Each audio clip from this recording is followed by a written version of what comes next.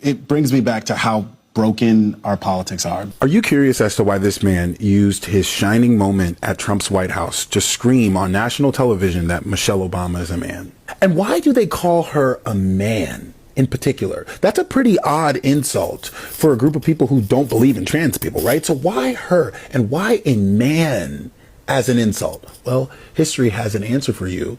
And let me tell you, it's one of the most powerful tropes ever used by white storytellers. The answer is coping mechanisms. History tells us that a way that white people have coped with the guilt of building the world's richest country on the back of a violent racial hierarchy is mythologizing black people into archetypes. Stay with me. So a good example of this you see in white movies written by white storytellers is this mythologized character of the mammy. She's a dark-skinned black woman who has devoted her life to the love and the care of black children. Her character does not blame white people for their history of oppression or their active maintaining of oppressions. And through resonating with her character on screen, white viewers can cope with their history and forgive themselves without ever having to engage with a black person in real life. Here's another trope of black women we see pop up during slavery and post-slavery. It's called the Jezebel trope. It depicts black women as hypersexual and incapable of being sexually satisfied and temptress.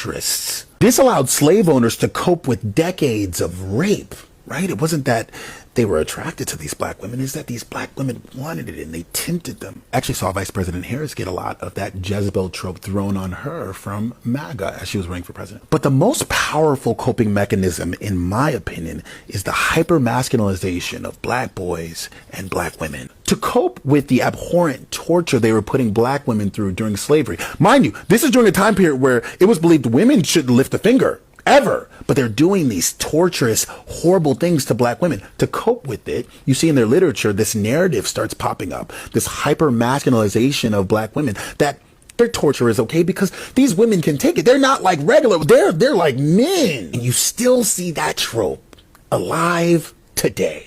It's kind of a side note, but I always think about this in the movie She's the Man, where they're trying to make Amanda Bynes as masculine as possible. What route did they take?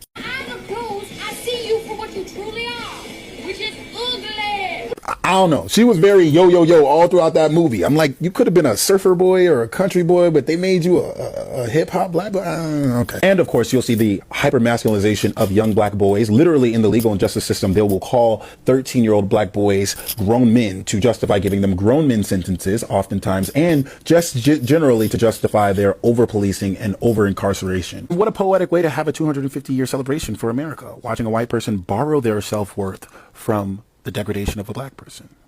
Happy birthday, America.